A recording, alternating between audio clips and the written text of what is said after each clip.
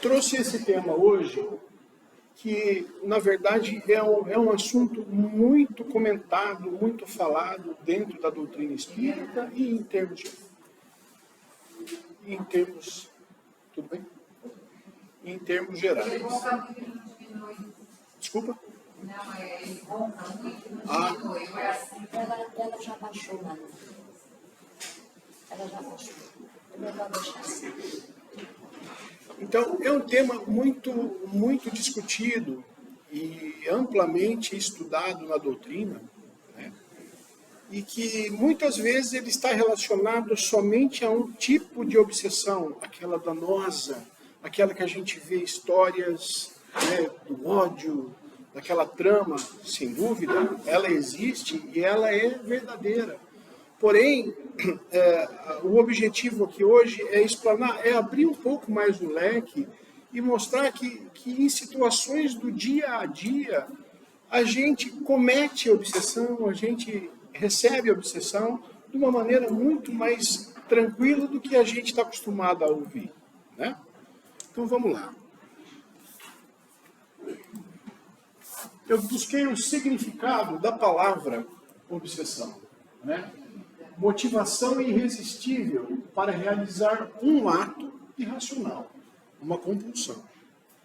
Apego exagerado a um sentimento ou uma ideia desarrazoada. Não necessariamente o ódio, pode ser amor. Você pode observar que o significado nos dá a possibilidade de interpretar. O amor em excesso desregrado também gera problema, também traz o mal, né? Quase tão danoso quanto o ódio. Por quê? Nós trabalhamos com energias, nós não vemos, mas essas energias estão constantes na nossa vida mais do que a gente imagina.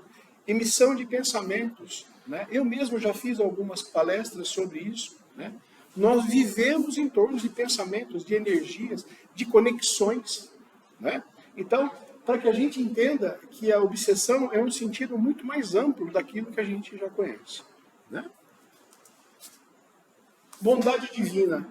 Deus, quando nos concebeu, sabendo das fraquezas e das necessidades, Ele nos deu múltiplas formas de ajuda, e dentre elas é exatamente essa sintonia, a possibilidade de conexão com o plano mais alto, para que nós consigamos buscar forças e receber as energias dos amigos espirituais que estão ajudando e que querem nos ajudar. Mas inversamente também é possível, né? Essas conexões podem ser tanto boas quanto ruins. Da mesma forma, quando um filho viaja, dá uma ligadinha para o pai quando você chegar, né? Está ligado no telefone. O nosso mestre, os irmãos do plano espiritual estão conectados conosco. Por esta mesma antena receptora, podemos receber as energias boas que nos levantam, que nos mandam para frente, como também podemos receber negativas, vibrações densas, dependendo do estágio que nós estamos. Ok? Coloquei aqui embaixo também, todos nós somos médiums. Todos nós temos essa capacidade. O desenvolvimento da mediunidade para que exista uma comunicação, um trabalho mediúnico, também ela é desenvolvida. Mas, de uma maneira geral, todos nós recebemos comunicação, recebemos influência. A anteninha está plugada em todos. Se tiramos a capinha dela ou não, parte de nós. Somos todos responsáveis pelos nossos atos, indistintamente. Ah, mas a culpa, eu tropecei, mas todo mundo passa pela situação da lei de causa e efeito. Se tem um efeito hoje, teve uma causa anterior. Ok? Influência dos espíritos em nossas vidas. Também já falei sobre isso aqui e eu trouxe a questão 459 para que a gente reforce mais essa questão da energia, da comunicação, da interação com os planos.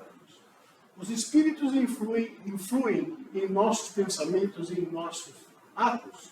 Resposta dos espíritos, muito mais do que imaginais, pois frequentemente são eles que vos dirigem. É muito intenso essa comunicação. mais do que a gente imagina, né? Então, por isso que eu trouxe para reforçar esse tipo de coisa que não adianta fugir. É conexão, é pensamento, é energia. E nós não vemos, mas a espiritualidade, o plano espiritual vê.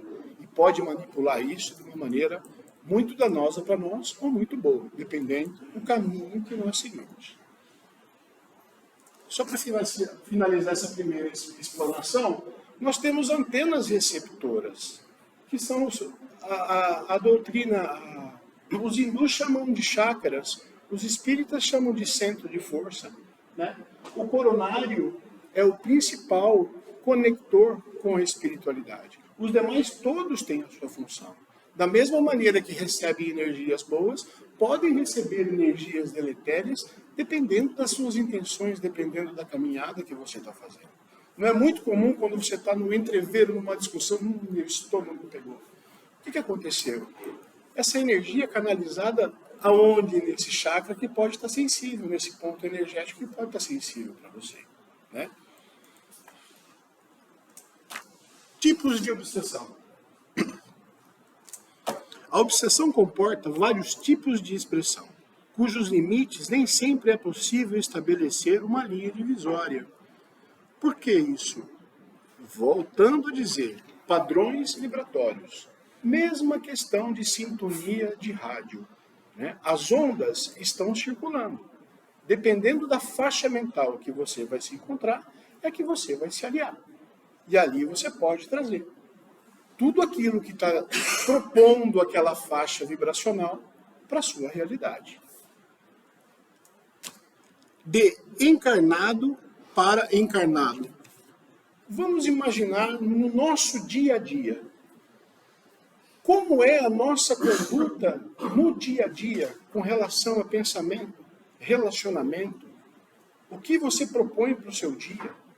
Isso é uma maneira de obsidiar aquele chefe, você está pensando, aquela desavença que você teve no seu trabalho, aquela indisposição que você teve com um amigo.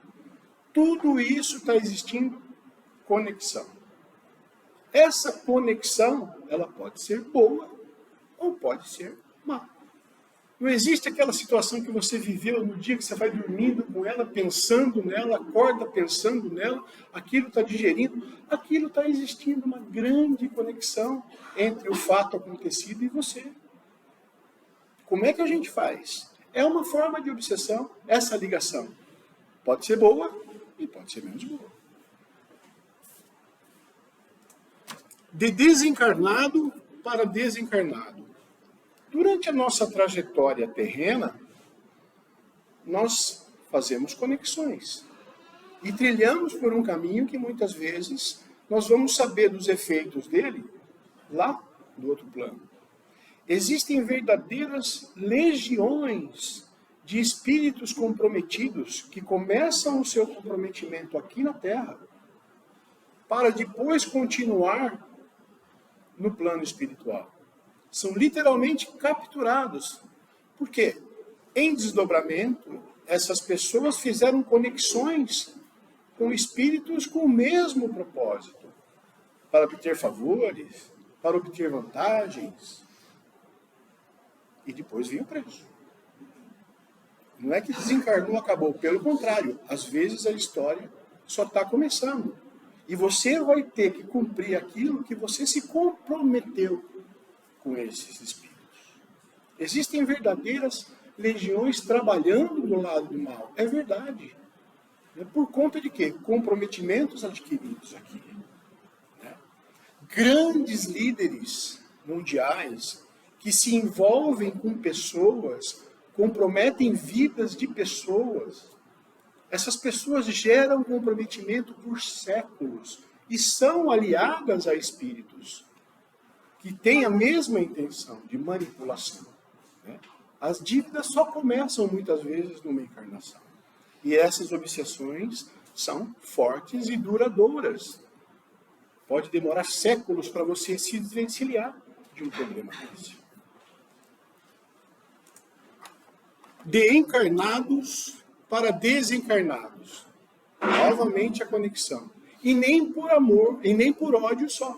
podemos observar aqui, manifestações de amor egoísta e possessivo por parte dos que ainda estão encarnados transformam-se em fixação mental, retendo as reminiscências terrenas. Nós não estamos falando só de desavenças. O amor de um filho para uma mãe, de um pai para um filho. Eu acredito que não exista ódio, certo? Porém, dependendo dessa conexão, esse imantamento que vai existir, você pode estar atrapalhando. Teve casos desse último incidente com o avião da Chapecoense, um passageiro teve a comunicação no centro espírita e trazendo palavras que acalmavam a mãe, mãe, tá tudo certo, mas eu vou pedir uma coisa para você, não cristaliza esse pensamento de na hora da queda, se eu sofri, se eu morri, se doeu, o que aconteceu, esquece, isso foi passado. O espírito já tinha superado tudo isso de uma maneira tranquila. Mas ainda tinha essa conexão. Nossa, mas será que ele sofreu? Coitado do meu filho. Aquilo estava trazendo ele de volta, né, para aquela situação. Então, isso requer trabalho, isso requer uma perseverança, isso requer um apelo ao alto, um direcionamento de energia e de equilíbrio muito forte. Não é simples a dor da perda, a gente sabe disso. Mas também ela é um caminho para que você dificulte essa transição e adaptação dos irmãos que já estão partindo. Olha lá, emissão e o ódio também, emissões constantes de dor, ódio, revolta, imantam os desencarnados, não permitindo que o espírito alcance o equilíbrio no novo estágio em que se encontra. No ódio, então, nem pensar, né? As coisas se tornam mais difíceis ainda. Tem casos no livro Mensageiro, do André Luiz, que um determinado fulano desencarnou e o que estava na Terra ficava falando mal dele para todo mundo. Não, ele não pagou, ele deveu, ele era um picareta, não sei o que lá. E o que desencarnou falou, pô, esse cara tá procurando sarna para se coçar. E à noite, em desdobramento, ele aparecia do lado da cama do cidadão e cobrando essa atitude. Escuta, o que você está falando de mim? Né? Eu não te lesei, por que você está falando isso? E na imagem do que estava recebendo, estava dormindo, ele recebia com pesadelos, assim, sonhando com a pessoa em situações turbulentas. Isso é muito comum acontecer. É demais comum acontecer. Né? Continuando. De desencarnado para encarnado. Até coloquei aqui, é a mais conhecida. Né? É que a gente atribui a conexão, eu estou com sérios problemas, nossa, deu uma obsessão de um espírito que está me seguindo. Espera um pouquinho, né? Essa é a mais comum de acontecer por conta das vibrações que a gente anda também, né? É o domínio de um desencarnado sobre alguém que vive no plano físico, justamente observando as conexões, as interferências e as maneiras que nós temos de comunicação com o plano espiritual. Né? Geralmente, o fanatismo religioso, a avareza incontrolável, ciúme, paixões políticas e guerreiras. Né? Olhamos para uma guerra, além do seu dano imediato, que é a ceifação de vidas, né? Transportando isso para o plano espiritual, o ideologista da guerra, o que vive isso, não acabou o problema. Isso continua e se arrasta ainda por séculos, por tendências ainda barganhando soldados para continuar essa revolução. Fica um pouco estranho analisar, mas a gente não vive essa razão tão insana. Né? São defensores de idealismo ferrenho, doentes, que vão continuar ainda, e a todo custo. Né? E conseguem ter êxito porque as nossas antenas não estão calibradas direitinho. A gente tem ferramentas para mudar toda essa história. É fácil? De jeito nenhum. Né? Ganância pelos bens terrenos, isso também é muito comum. Parte um ente querido, bem abastado, fica os bens aqui, aquela briga para um ter um, outro ter outro, e o espírito lá em cima, não, isso aqui é meu. E a influência, olha a salada que isso vira, a desarmonia que isso gera. Né? E também, esse tipo de obsessão é a fonte geradora de condução dos homens a loucuras e enfermidades desconhecidas e perturbante do suicídio direto ou indireto. Essas influências são tão fortes que nós vamos falar um pouquinho adiante delas, né? Conduzem à insanidade, à loucura e até ao suicídio, à indução, né? Mina completamente o ser obsidiado, bloqueando todos os sensores de energia e dominando literalmente, né? Obsessão recíproca é aquela se compromete nas baixas vibrações que comprazem entre nós, casais, irmãos, amigos, né? Reciprocidade se transforma em simbiose quando os dois seres passam a viver em regime de comunhão de pensamentos. Ocorre em ambos os planos, tanto terreno quanto espiritual. Relacionamentos com amor desequilibrado, aquela possessão, aqueles ciúmes, aquela ideia de dominar o outro que prevalecendo a vontade nossa, né? A vontade de quem obsidia. Geralmente acaba em tragédia, aquela história, se você não for meu, você não é de mais ninguém, né? Isso é muito comum acontecer, isso a gente vê aos montes, né? Essa possessão, essa briga, isso é um tipo de obsessão e existe muito. Autoobsessão também é verdadeira. Para esse mal não existe um remédio eficaz, porque está na pessoa. A pessoa se conduz dessa maneira, né? Cultivadores de moléstias fantasmas. Existem muitas pessoas que trabalham isso dentro delas com uma eficácia muito grande. Eu estou com dor, eu estou com problema, né?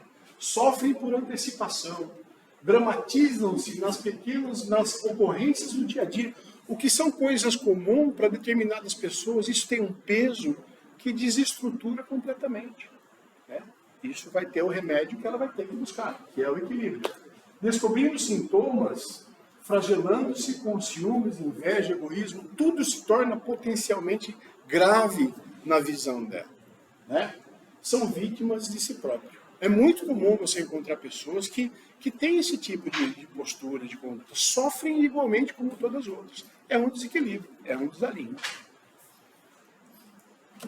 Aí nós vamos entrar nos graus de obsessão, né? A obsessão apresenta caracteres diversos, que é preciso distinguir, e que resultam do grau de constrangimento e da natureza dos efeitos que ela produz. Ela pode ocasionar desde de um simples sugestionamento ou uma subjugação intensa, onde vai existir total domínio do obsessor. É isso que a gente vai olhar. Obsessão simples. Aquilo que a gente estava dizendo. No momento do sono, encarnados encontram-se com seus afins, com os quais se identificam, recebendo as mais amplas variedades de necessidades falsas. É muito comum. Isso nos livros espíritas a gente vê de uma maneira muito frequente. Em desdobramento, o espírito está livre. Né? Em sono, perdão. O espírito está livre para buscar o seu instinto sem nenhuma restrição. Para quem tem tendência a buscar assuntos como álcool, sexo, drogas, ele vai aonde tem isso. Normal, isso dentro da doutrina é amplamente difundido. Quando você retorna ao corpo físico, você gerou link com os lugares aonde você foi. E também na Terra, quando você tem propensão a determinadas condutas, você vai trazer para o seu dia a dia espíritos que comungam com a mesma intenção de você. É natural, é a lei da atração, é a lei da conexão, do magnetismo, entendeu? Então, no sono isso pode se potencializar. Você gerar comprometimentos para que companheiros do dia a dia venham fazer parte do seu dia, te induzindo. Pô, vamos tomar só mais um golinho hoje, vamos lá, vai, estou com vontade. Ele vai começar a sugestionar você. Você vai permitir? O problema vai ser seu. Mas existe a sugestão? Existe a sugestão. Ok? Os lugares frequentados, como eu disse aqui, quando encarnados, também abrem caminho para novas amizades. Né? Tudo é questão da conexão. Fascinação é uma ilusão atribuída para a ação do espírito sobre o pensamento do obsidiado, paralisando o raciocínio. Eu já citei esse exemplo aqui no Allan Kardec, quando a gente estava fazendo o curso de iniciação no Espiritismo.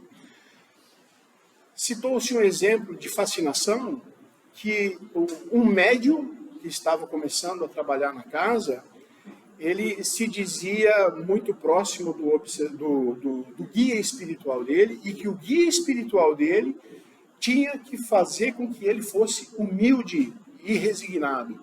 E para isso, o, entre aspas, mentor dele usava uma bolinha imaginária, ele tinha o dom da visão, né? Então, o espírito que se identificou como mentor, ele ficava jogando a bolinha imaginária no chão e o médium saía correndo atrás. Quem via isso? Só o espírito obsessor e o médium. E ele achava que isso ele precisava passar. Ele precisava passar por isso. E era o obsessor que estava fazendo o que ele queria nessa situação. Depois, com o tempo, ele foi tratado, foi doutrinado e as coisas começaram a mudar, né? O obsidiado, fascinado, não acredita que esteja sendo obsidiado, mesmo em situações que todos se observam, né? O tamanho da articulação é tão grande, pô, você vai discutir isso? Quando você não conhece a questão, ó, eu sou seu mentor. Opa, né? Pô, mas mentor tem que passar por isso? Não, você vai ter que passar por isso. Aonde entra a necessidade do esclarecimento, do conhecimento, do estudo, né? O mentor jamais vai fazer um trabalho desse para subjugar, para humilhar. Ele é muito cuidadoso nas questões que ele coloca para você, nas sugestões que ele te dá. Não querer subjugar, né? Essa ação se dá sem distinção, dos mais simples aos mais instruídos. Aonde existe o ego, aonde existe a prepotência, o canal está mais aberto ainda. Você pega um letrado e você pega um analfabeto. O letrado vai falar, não vai acontecer isso comigo nunca, isso aqui jamais vai acontecer isso comigo. Você pega o mais humilde, também ele pode, pelo desconhecimento, não entender. Então não tem distinção. Essa ação, ela pode acontecer como todas as outras, com qualquer um. Subjugação. Essa é a mais danosa, é a mais pesada que a gente vê dentro do cenário das obsessões, né? Pode ser física e ou fisiopsíquica. Física, o grau de comprometimento de obsessão é tanto que o obsessor, ele coordena os movimentos dessa pessoa, da maneira com que ele quiser, da maneira que lhe for conveniente. Eu tive a oportunidade de conhecer um médium, há muitos anos atrás, que ele me relatou que ele foi subjugado por questões espirituais, desconhecia completamente a questão espírita, a questão espiritual. Ele ficou entrevado na cama durante meses e nenhum médico descobriu o que ele tinha. Aí aquelas coisas, né? A espiritualidade trabalhando, por um amigo falou que, olha, pode ser, e aí foi numa casa espírita, e aí começou-se um trabalho longo e duradouro para conseguir cortar essas amarras, né? Independente o motivo que levou isso a acontecer, é muito sério. Geralmente são dívidas muito antigas, que nessa encarnação se começou a trabalhar. E muitas vezes essa dívida não vai ser integralmente paga aqui. O processo pode começar, mas isso ainda pode se estender ainda por séculos. É muito comum a gente olhar para o obsessor e falar que ele é o mal da história. Se você analisar uma página do livro, o primeiro pensamento fala, pô, o cara é cruel, hein? Pô, mas por que está acontecendo aquilo? Não que seja certo. O mal não justifica, né?